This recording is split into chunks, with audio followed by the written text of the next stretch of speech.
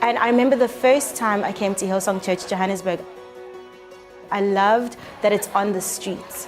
This means that anyone can just be walking past and they can walk into the building. This means that we can capture the guys who are on the streets who have nothing, who are living homeless. This means that we can catch that student who's about to go to a test that's going to determine their future. This means that we can reach people who we would normally not be able to reach if we had a gated church location.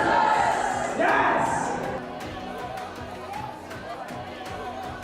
And so Joburg as a location is a very young students, you've got the families, but I honestly feel like Joburg is the richest city on the continent, and it's almost the gateway into South Africa. I'm not being biased.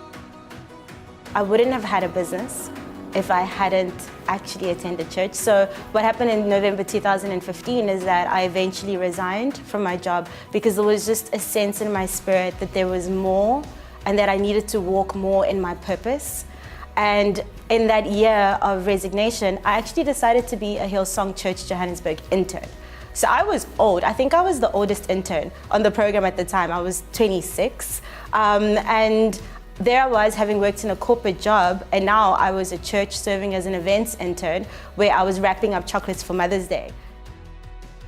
And so I started my business while I was an intern, and my business has just grown from there. And the growth is so crazy. It's literally miraculous growth, because I can't imagine that my business would have grown without the support that I got from Hillsong Church, and also without all the learnings that I got and getting to understand God's character for who He really is. What I would say, and I always laugh about this with all my business friends and colleagues, I'm like, church is the best business incubator in the world. It really is. I learned some of the greatest lessons because at the end of the day, business tends to be very focused on profits and money and revenue and sales, and not so much on impact and making a change and adding value to cities and to communities and to countries.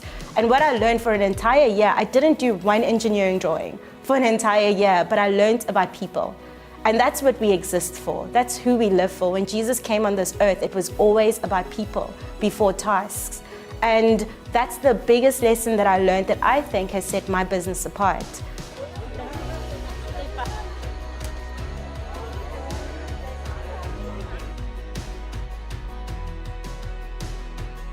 You know, the beauty of our Hub of the House giving is that it has enabled us to create 9 different locations, and we're believing that there will be more to come. But what's happened in each of those 9 locations is that they are actually a place that is home.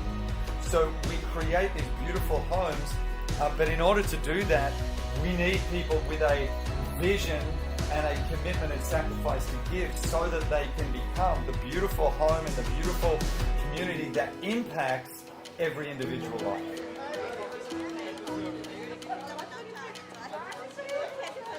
I love our church because it's a diverse church. We have all kinds of people, all different cultural backgrounds, people coming from all parts of a community to gather together and to worship and celebrate and encourage each other. The interesting thing is to even consider every chair that someone sits in has been paid by someone. Yeah. And that's why we are able to do what we do, because people contributed towards this. And so it's very practical, but the very practical nature of this giving enables the spiritual impact to happen in the lives of individuals and cause us to be able to create this beautiful church community.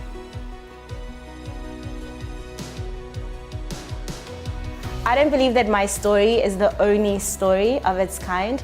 I remember, I think it was 2 years ago, we had a soup kitchen outside in June, and one of the guys who had come all the way from Port Elizabeth came to the soup kitchen, and I remember he was completely tired and worn out, and we prayed over him, we gave him soup, and we invited him to keep coming, just keep coming, just keep coming.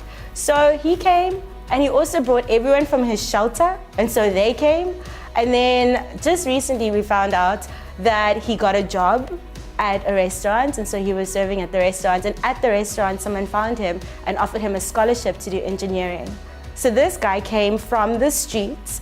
All he did, and what I said earlier, you just walk on that street, you don't know who you're gonna find. And all he did is had some soup, we prayed over him, week in, week out, he turned up, he brought his friends, and now he's studying to be an engineer.